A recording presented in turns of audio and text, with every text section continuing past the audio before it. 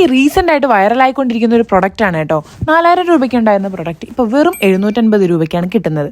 അപ്പോൾ നമ്മൾ ഇന്ന് നോക്കാൻ പോകുന്നത് നമ്മുടെ കിച്ചണിലേക്ക് ആവശ്യമായിട്ടുള്ള ഉള്ളി, വെളുത്തുള്ളി, ഇഞ്ചി ഈ വക സാധനങ്ങൾ ഇതിൽ ഈസി ആയിട്ട് പീൽ ചെയ്ത് കിട്ടുമെന്ന് പറയുന്ന കാര്യം സത്യമാണോ അല്ലയോ എന്നുള്ളതാണ്. അപ്പോൾ പ്രൊഡക്റ്റ് ക്വാളിറ്റി വൈസ് നോക്കുകയാണെങ്കിൽ നല്ല ക്വാളിറ്റി ഉള്ള പ്രൊഡക്റ്റ് ആണ്. അതുപോലെ തന്നെ ഇതിന്റെ കൂടെ റീചാർജിങ് കേബിളും കൂടെ വരുന്നുണ്ട്. അപ്പോൾ ഒരുവിധമുള്ള എല്ലാ വീഡിയോസിലും വളരെ യൂസ്ഫുൾ ആയിട്ടുള്ള പ്രൊഡക്റ്റ് എന്നാണ് പറഞ്ഞത്. എന്തായാലും ഞാൻ 100% കറക്റ്റ് ആയിട്ടുള്ള റിസൾട്ട് മാത്രമേ ഇതിനകത്ത് പറയുന്നുള്ളൂ കേട്ടോ. അപ്പോൾ ആദ്യം തന്നെ നമ്മൾ ഉള്ളിയാണ് ഇട്ട് പരീക്ഷിച്ചത്. അതിൽ വന്നൊരു ചെറിയ ഡീമേറ്റ് എന്താന്ന് വെച്ചാൽ ഉള്ളിയുടെ മണ്ടയും മൂടും കട്ട് ചെയ്ത് അടിച്ചില്ലെങ്കിൽ ഇതാ ഇങ്ങനെ ഇരിക്കും കേട്ടോ. അതുകൊണ്ട് ഞാൻ രണ്ടാമത്തെ ബാച്ച് നല്ല ക്ലീൻ ആക്കി ചെയ്തപ്പോൾ അടിപൊളി റിസൾട്ടാണ് കേട്ടോ കിട്ടിയത്. ഇനി നെക്സ്റ്റ് നമ്മൾ പരീക്ഷിക്കാൻ പോകുന്നത് വെളുത്തുള്ളിയാണ് കേട്ടോ. ഒന്നും പറയാനില്ല, അതും 100% സാറ്റിസ്ഫൈഡ് ആയിട്ടുള്ള റിസൾട്ട് തന്നെയാണ് കേട്ടോ കിട്ടിയത്. അപ്പൊ നമ്മൾ ഇനി നെക്സ്റ്റ് നോക്കാൻ പോകുന്നത് ഇഞ്ചിയെ പറ്റിയാണ് കേട്ടോ. ഇഞ്ചി ഞാൻ കുറച്ച് ബുദ്ധിപൂർവ്വം ചെറിയ ചെറിയ പീസസ് ആയിട്ടാണ് കേട്ടോ അരിഞ്ഞിട്ടേക്കുന്നത്.